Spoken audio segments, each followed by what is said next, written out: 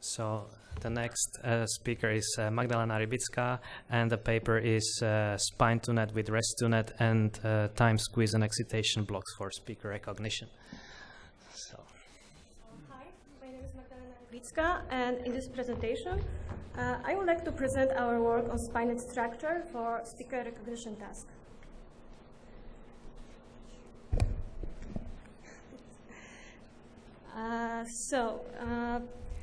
Let's start from the resonance structure,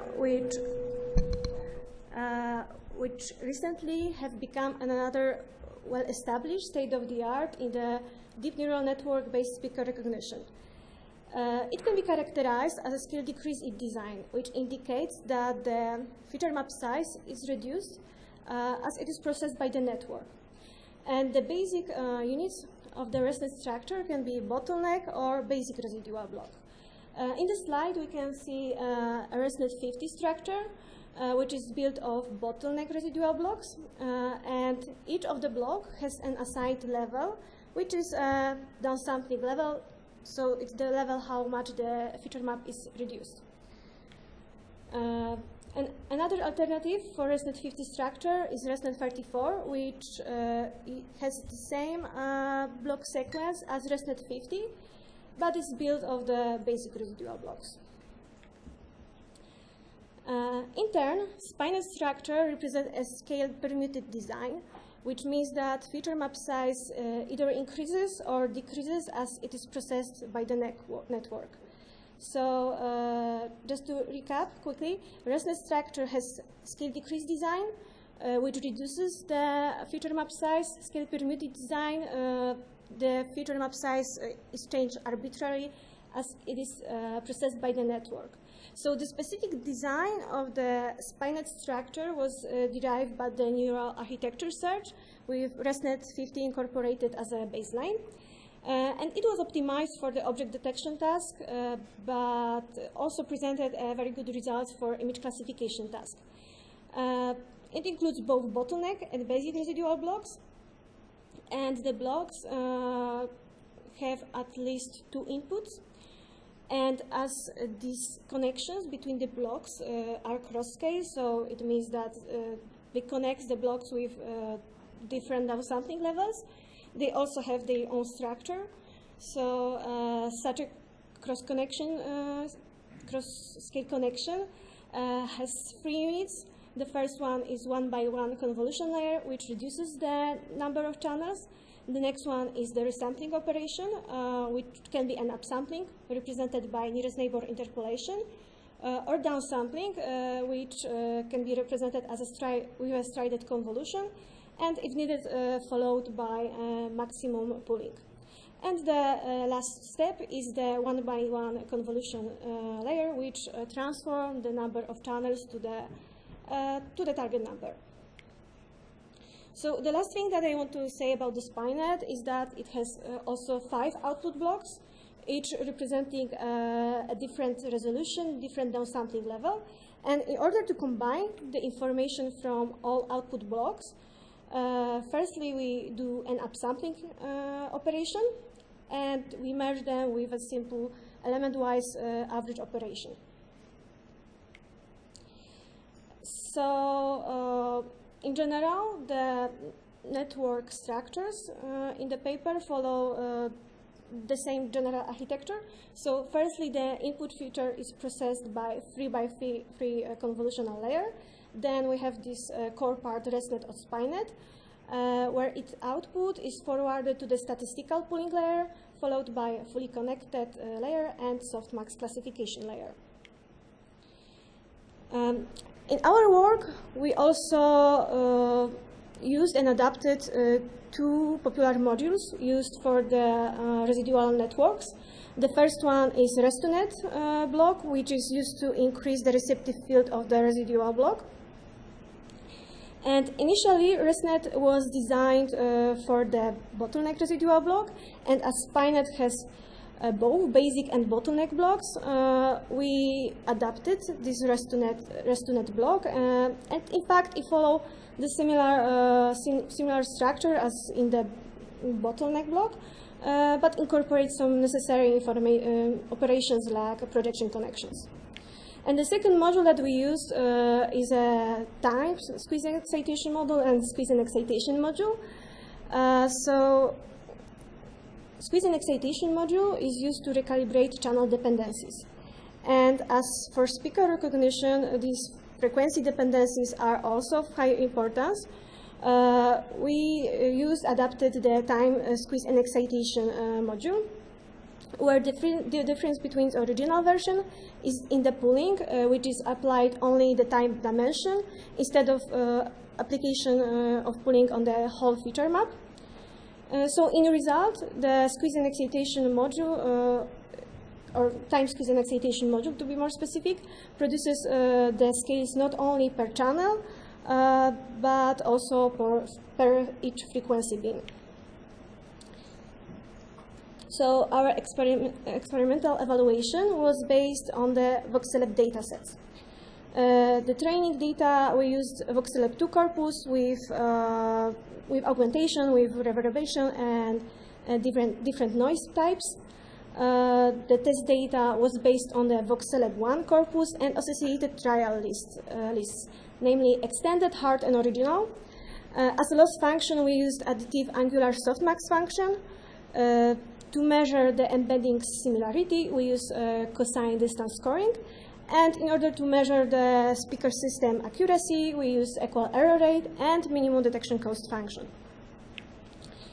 So firstly, let me present some results from our preliminary experiments, which the goal was to assess the gain derived from the multiscale representation of the SPINet. So here we have two structures, ResNet and SPINet.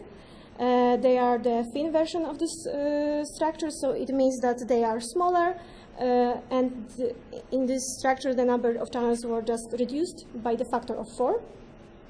So in the case of thin ResNet 34, we didn't make any additional changes in the structure.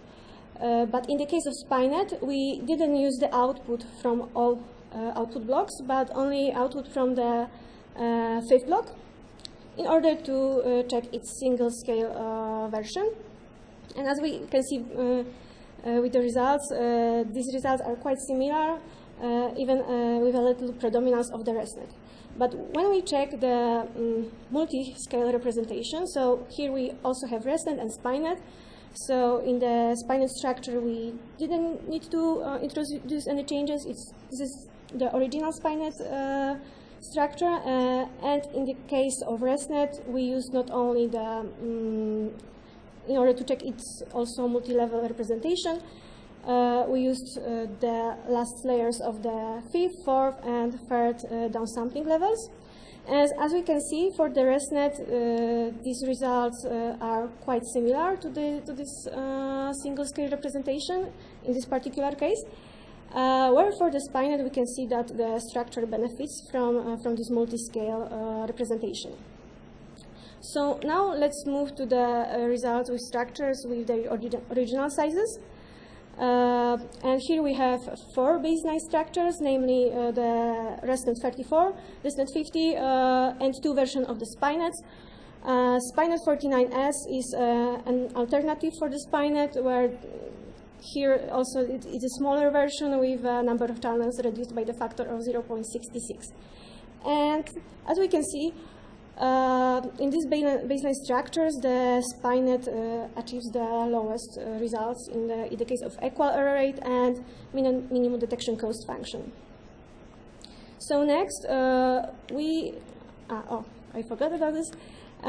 Also, I would like to notice that this SPINet structure, SPINet 49S, has also quite competitive results to the other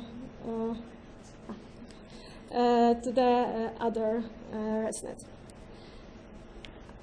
So next we replaced the residual blocks with the Res2Net versions. And in general, what I want to say that all structures benefit from this replacement. And as here we can see that ResNet 50 has better results than ResNet 34. We keep it in the next experiments, in which we add a squeeze and excitation block, where, as we can see, the spinets definitely benefit from this new alteration. But when we also replace squeeze and excitation modules with time squeeze excitation modules, we can get another improvement for all structures. And what I want to like to notice that for the Spinous structure, we achieved the lowest results. So in the end of this presentation, I want to say one more thing about the structures, namely about their number of parameters and flops number. As for Spinet, this original version, Spinet 49, we can see that it was derived from ResNet 50. It has lower number of parameters and number of flops. At the same time, comparing to the ResNet 34, it has a bit more number of parameters, but at the same time, a bit lower number of flops.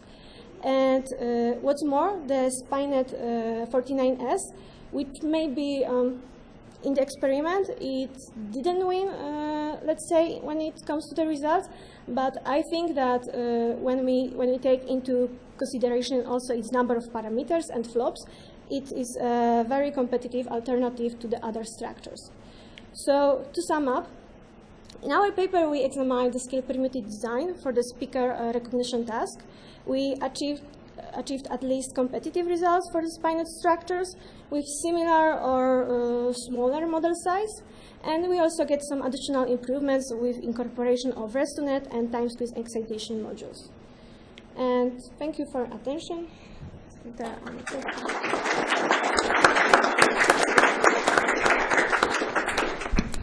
Thank you very much. And we can take questions now from audience or online. Is there any right now? Okay, there is one.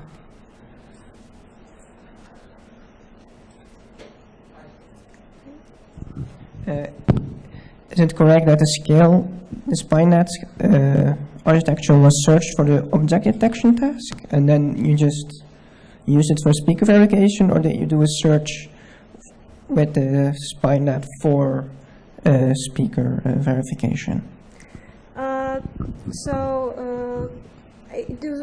It wasn't done by me, this neural architecture search,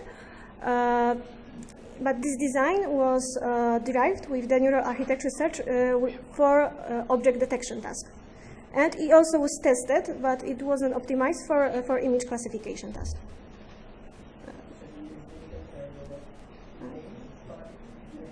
Again, for speaker verification? Could you repeat, because I didn't... Do you think there is a lot to gain for trying to search for this specific task instead of copying it from object detection?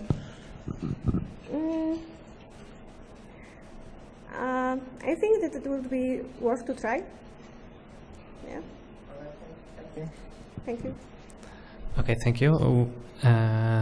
We have now one question from the audience, so we will try to invite the live question and see how that works.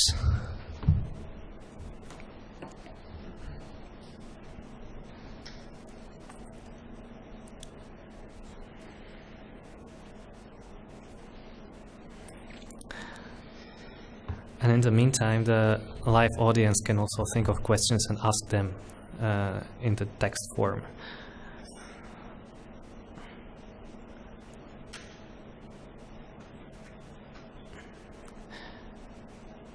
Any more questions from the audience here, meanwhile?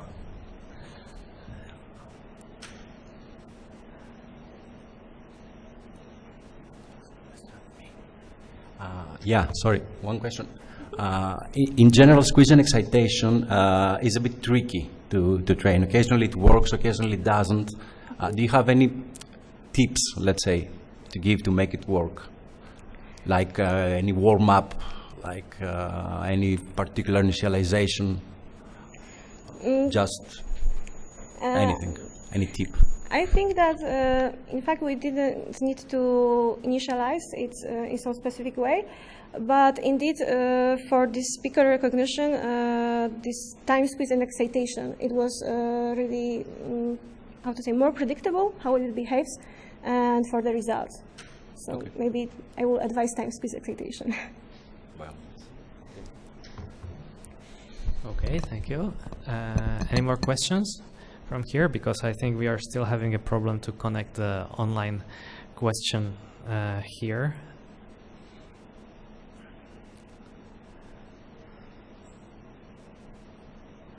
Okay, there is one.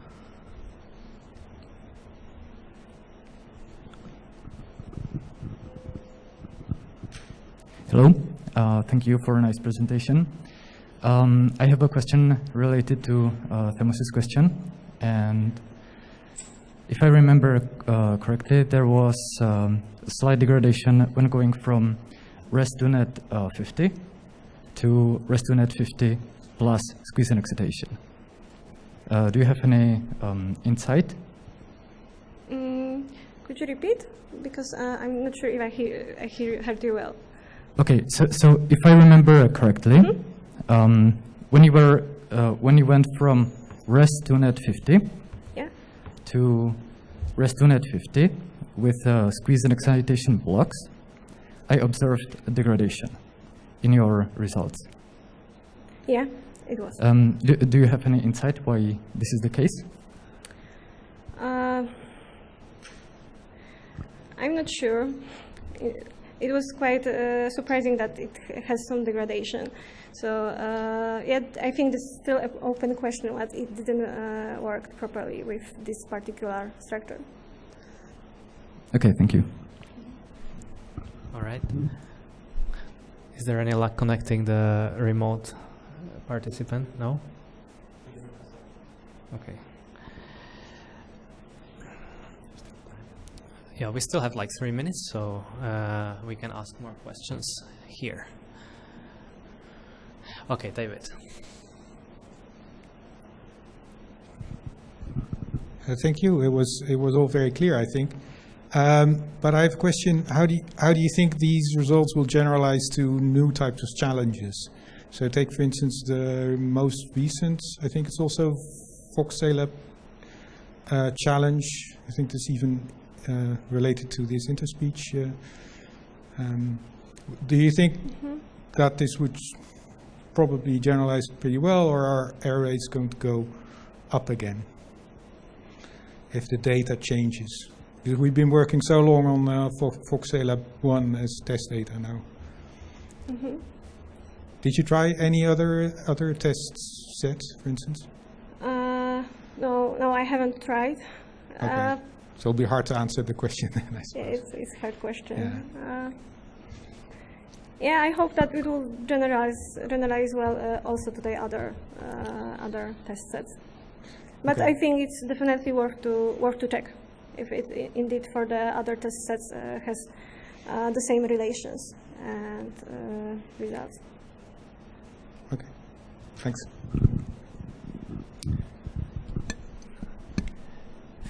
I have maybe a question regarding the augmentations. You just followed the standard recipes, or did you find some particular kind of augmentations that these kind of networks like?